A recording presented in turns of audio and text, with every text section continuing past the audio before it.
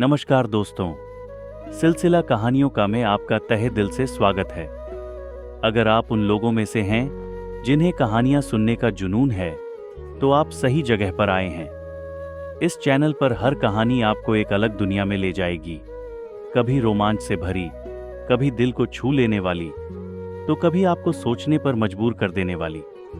यहाँ आपको रोज एक नई कहानी मिलेगी, तो अभी सब्सक्राइब कर लें और घंटी को जरूर दबाएं, ताकि हमारी हर नई कहानी की खनक सबसे पहले आपके पास पहुंचे।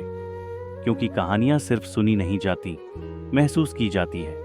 तो दोस्तों, आइए डुबकी लगाई कहानियों की इस अद्भुत दुनिया में और शुरू करते हैं आज की कहानी का सफर। अनामिका की शादी को 3 साल हो चुके थे।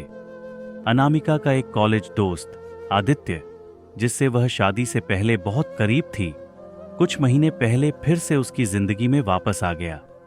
कॉलेज के दिनों में दोनों के बीच एक गहरा रिश्ता था, लेकिन जब अनामिका की शादी राहुल से तय हो गई तो उन्होंने आपस में दूरी बना ली।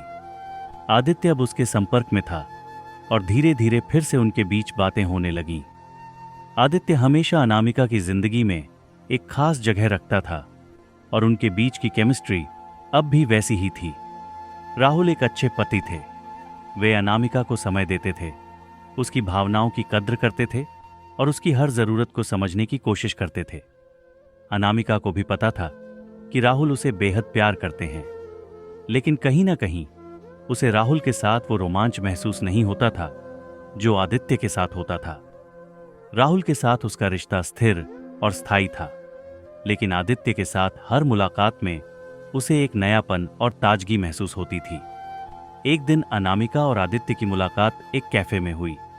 दोनों ने कॉलेज के दिनों की बातें की, खूब हंसे और उस समय को याद किया जब वे दोनों एक दूसरे के बेहद करीब थे। आदित्य ने हंसते हुए कहा, तुम्हारे शादीशुदा होने के बावजूद हमारी दोस्ती आज भी वैसी ही है जैसे पहले थी। अनामिका ने मुस्कुराते हुए जवाब दिया, हाँ, लेकिन अब सब कुछ बदल चुका है। मैं अब शादीशुदा हूं, आदित्य। आदित्य ने गहरी निगाहों से उसकी तरफ देखा और बोला, क्या सच में सब कुछ बदल चुका है अनामिका? या फिर तुम खुद को एक ऐसी जिंदगी में बांध रही हो जिसमें तुम्हें पूरी तरह से खुश रहने की आजादी नहीं मिल रही? अनामिका के मन में सवालों का सैलाब उमड़ पड़ा। वह जानती थी कि वह राहुल से प्यार करती है, लेकिन उसके मन में आदित्य के लिए भी एक खास जगह थी। आदित्य के साथ बिताए पल उसे एक नई ताजगी का अनुभव कराते थे, जो उसकी शादीशुदा जिंदगी में उसे महसूस नहीं होता था। अगले कुछ हफ्तों में अनामिका के दिल और दिमाग में जद्दोजहद शुरू हो गई। एक तरफ वह राहुल के प्रति अपनी वफादारी और शादीशुदा जिंदगी को लेकर गंभीर थी, और दूसरी तरफ आदित्य के साथ बिताए गए पल उसे एक नई ऊर्जा और रोमांच का एहसास कराते थे। वह सोचने लगी, क्या शादीशुदा होने का मतलब यह है कि मैं अपनी भावनाओं को पूरी तरह से दबा दूं? क्या मैं एक बॉयफ्रेंड रख सकती हूं जो मेरी भावनाओं को समझ सके, मेरी बातें सुन सके और मुझे वो रोमांच दे सके जो मुझे राहुल के साथ नहीं मिलता? लेकिन तुरंत ही उसके मन में एक और सवाल उठा, क्या यह राहुल के साथ धोखा नहीं होगा? क्या मेरी शादी का अर्थ ही यह नहीं है कि मैं अपने जीवन साथी के प्रति पूरी तरह से वफादार रहूं? निर्णय का क्षण। एक रात अनामिका अपने कमरे में बैठी थी और राहुल काम से देर रात घर लौटे। उन्होंने थकान भरी मुस्कान के साथ अनामिका से कहा, आज का दिन बहुत लंबा था, लेकिन तुम्हें देखकर सारी थकान गायब हो जाती है। राहुल की यह बात सुनकर अनामिका के दिल में एक चुभन सी महसूस हुई। उसने महसूस किया कि राहुल उसकी जिंदगी में कितने खास हैं और उनका रिश्ता कितना गहरा है। उसने खुद से सवाल किया, क्या मैं राहुल को चोट पहुंचा सकती हूं? क्या मेरी खुशी के लिए यह सही होगा कि मैं अपनी शादीशुदा जिंदगी को खतरे में डालूं? अंत में अनामिका ने अपने दिल की सुनी।